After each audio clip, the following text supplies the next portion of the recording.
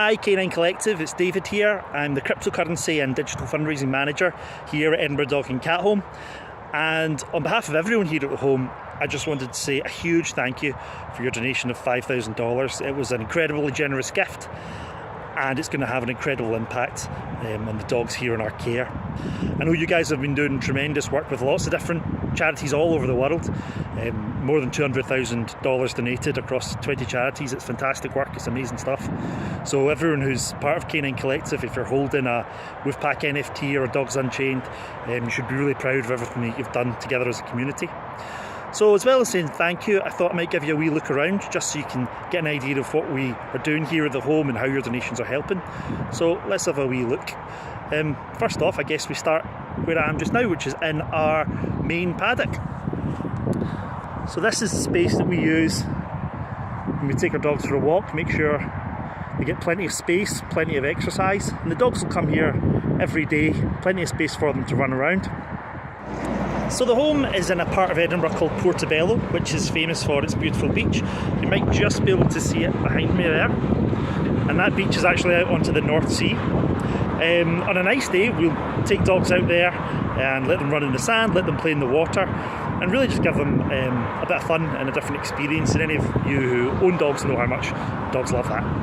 So we're just going to have a look in one of the kennels with Rachel from the kennel team, and we're going to go into kennel 4. We've got 4 rehoming kennels here, as well as a few other kennels for puppies, and a few sort of isolation kennels where we need to keep dogs just away from others in case there's a wee kennel cough or anything like that going around. So we'll go into kennel 4 and have a look and see who's in there.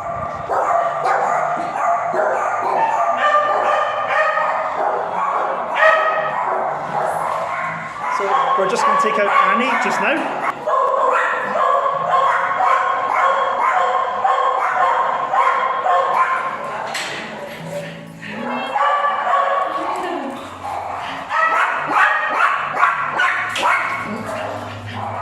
Where are we going to head to, Rachel? One of the big paddocks? Yeah, just one of the new paddocks, one of our AstroTurf ones, so have a little run around with our 3 legs. Well, yeah, that's right, Annie's got one of her front legs is missing. You can see it's, I think it's her front right leg, but Annie will be with us now just until we find the right home. I'm sure we'll find someone who's willing to give her a forever home. And all the dogs that come in, whatever their condition, you know, if they've got illnesses, if they've maybe got some minor behavioural issues, we'll always work with them and keep them, stick with them and train them until they're at a point where they're ready to go home with one of the many people who support them, one of the many people who kindly adopt from us. So we're just heading into one of our many small paddocks, which are just another nice small area that we can contain, and it means we can let Annie off the leash and she can run around. We can let her enjoy herself.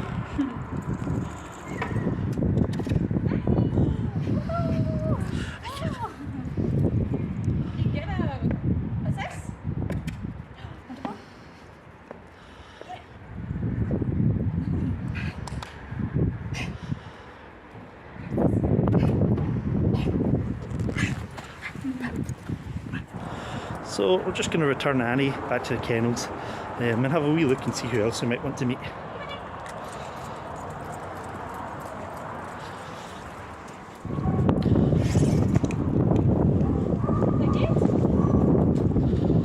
So these two are Arlo and Flower, a wee Chihuahua and a Chihuahua mix. They actually came in separately, but now they're such best friends that we're going to try and keep them together, and we'll make sure they go to a home where they can stay together. And that just means when they go and meet someone at their forever home, they've just got that sense of companionship, and they'll have each other and they'll have something a little bit familiar.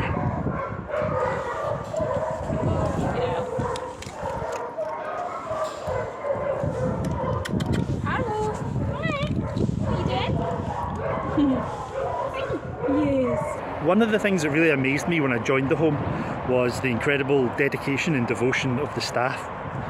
The team who work in the kennels and look after the dogs, they know every single dog by name, they know all its personalities and all its little quirks, and they've got tremendous expertise in animal welfare as well.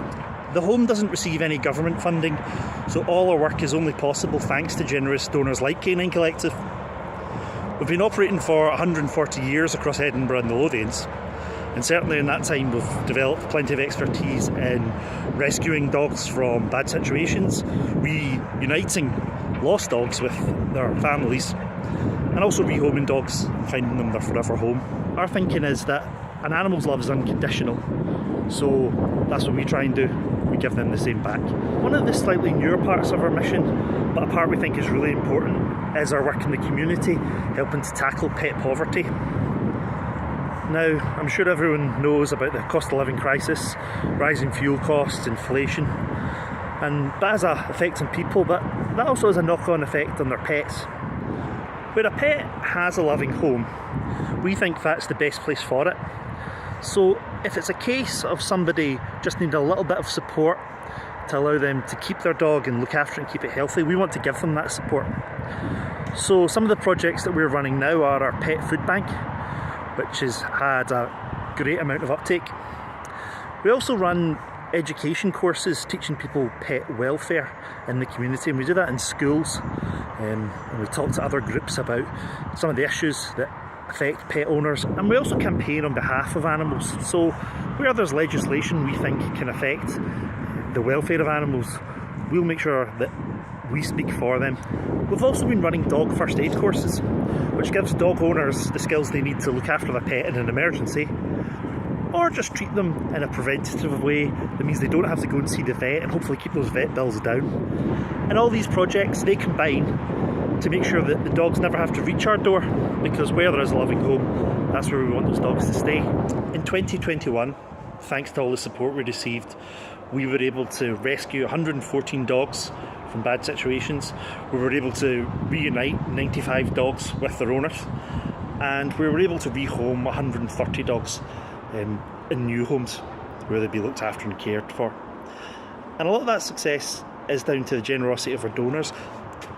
Crypto donors in particular as well have been very generous over the last 12 months, and Canine Collective is no exception.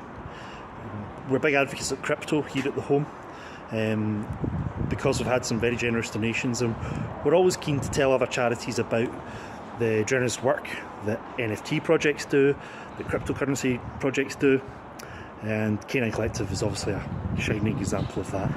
With the cost of living crisis, we are seeing the demands for the services the home provides rising every day. We're seeing more and more animals surrendered to us. But we can keep on working because of generous donors like Canine Collective, so thank you again from me and from everyone at the home. It's because of your donation that we can look after dogs like Marlowe and Flower and Annie. And we'll keep on doing that, and we really appreciate your partnership and everything that Canine Collective is helping us do. Thanks guys.